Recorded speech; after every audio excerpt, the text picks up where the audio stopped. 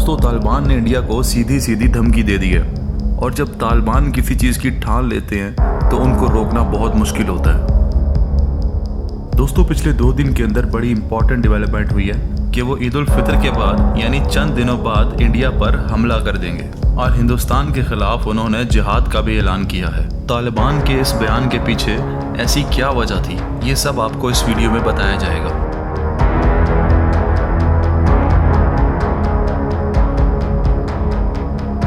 दोस्तों, हो ये रहा है कि तालिबान का कहना है कि हिंदुस्तान में मुसलमानों पर बहुत जुल्म हो रहा है, वहाँ पर ख़वातीन की उस्मत दरी हो रही है और मुसलमानों को जो वहशियाना तौर पर कत्ल करने की वीडियोस जो मंजर आम पर आई हैं, कोई भी इंसान उनको देखकर कांपे बगैर नहीं रह सकता।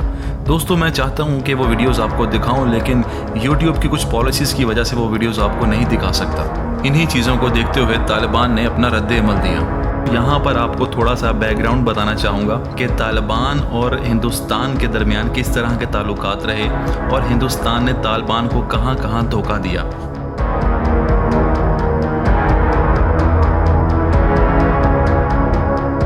दोस्तों, तालिबान जब सोवियत यूनियन यानी रशिया के खिलाफ जिहाद कर रहे थे तो हिंदुस्तान रशिया का एलाई था और वो रशिया के साथ मिला हुआ था। और तालिबान का ये भी कहना है कि जब वो अमेरिका के साथ जंग लड़ रहे थे तो हिंदुस्तान तब अमेरिका का एलाई था। टीटीपी जो पाकिस्तान के खिलाफ लड़ रहा था उसको भी इंडिया की सपोर्ट और इमदाद हासिल थी और इस बात की गवाही हिंदुस्तान की डिफेंस के करता धरता अजीत दोवल ने खुद दी है। अजीत दोवल ये कहता है कि ये मर्सनरीज हैं और जो इनको पैसे देता है ये उन्हीं के लिए काम करते हैं और हमें उनको पाकिस्तान के लिए इस्तेमाल करना है। उसके साथ ही अफगानिस्तान में BLA बलोच लिबरेशन आर्मी के ट्रेनिंग कैंप्स बड़े एक्टिव थे। BLA को भी इंडिया की खुफिया एजेंसी रॉ की सपोर्ट हासिल थी और इनको रॉ की सरबराही में ट्रेंड करके खास तौर पे बलूचिस्तान भेजा जाता था पाकिस्तान मुखालिफ कार्रवाइयाँ करने के लिए। कुलभूषण यादव इसी सिलसिले का एक कड़ा सबूत है। अल्लाह के करम से ये बंदा पाकिस्तान की तहवील में है और इसी की वजह से एक बड़ा नेटवर्क बलूचिस्तान से पकड़ा गया था।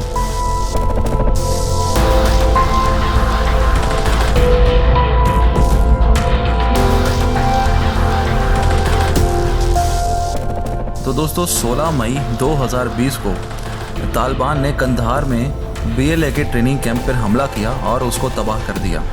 उनको तालिबान कहा जाए या कोई अननोन ग्रुप कहा जाए, क्योंकि कंधार में तालिबान के अलावा इतनी ज़रूरत कोई नहीं कर सकता। दोस्तों, यहाँ पे थोड़ा सा आपको वाज़िया करता चलूँ कि तालिबान 2 तरह के हैं, एक TTP और एक TTA। TTP जो कि तहरीक तालिबान पाकिस्तान है, जिनके बारे में अजीत दोवल ने कहा था कि इनको पैसे देकर किसी के खिलाफ भी इस्तेमाल किया जा सकता है, और दूसरे TTA यानी तहरीक तालिबान अफगानिस्तान। ये वो तालिबान हैं जिनकी मुल्ला उमर ने अफगानिस्तान के अंदर एक मूवमेंट शुरू की थी।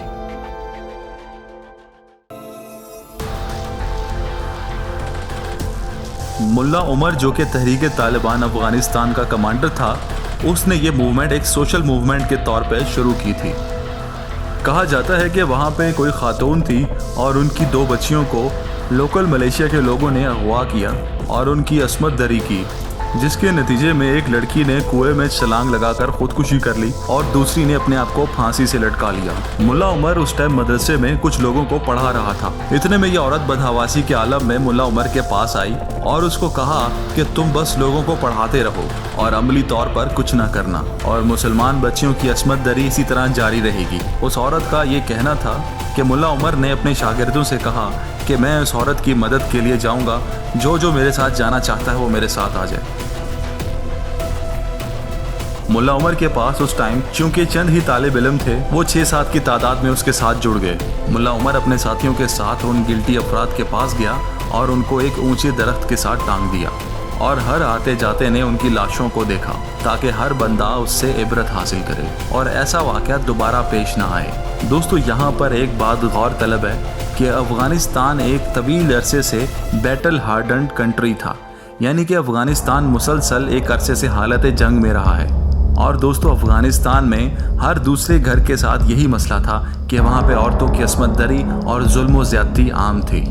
मुल्ला उमर का ये वाक़या देखकर वहाँ का हर ख़ानदान मदद के लिए मुल्ला उमर के पास आने लग गया और इस तरह जिन जिन खानदान की मुल्ला उमर मदद करता गया वो लोग उसके साथ जुड़ते गए और इसी तरह ये चंद लोगों से एक बड़े लश्कर में तब्दील हो गया और ये पूरा लश्कर सोशल जस्टिस के लिए निकल पड़ा।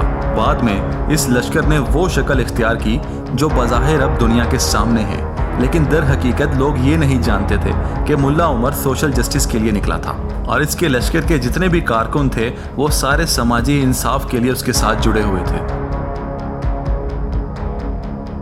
जब तक अफगानिस्तान में मुल्ला उमर की हुकूमत रही उस वक्त तक रिकॉर्ड में सिर्फ 4 खवातीन के साथ असमत दरी के वाक़यात पेश आए और उनको भी फौरी इंसाफ फराहम किया गया। एक ऐसा मुल्क जहां हेरोइन की काश्त पर पूरी कमाई होती थी, मुल्ला उमर की सिर्फ एक कॉल पर हेरोइन का कारोबार बंद कर दिया गया और लोगों ने तैयार फसलों को आग लगा दी। और वर्ल्ड के ड्रग ट्रेड मॉनिटर ने ये रिपोर्ट पेश की कि इस टाइम अफगानिस्तान में 0 क्वांटिटी में हेरोइन है। ये वो टाइम था जब मुल्ला उमर दौरे इक़्तिदार में था। उसके बाद एलाइड फोर्सेस ने हमला किया और जो हुआ वो अब तारीख का एक हिस्सा बन चुका है। लेकिन दोस्तों, इन दोनों तालिबान में फ़र्क करना बहुत ज़रूरी था कि अमन पसंद कौन है और शिद्दत पसंद कौन है।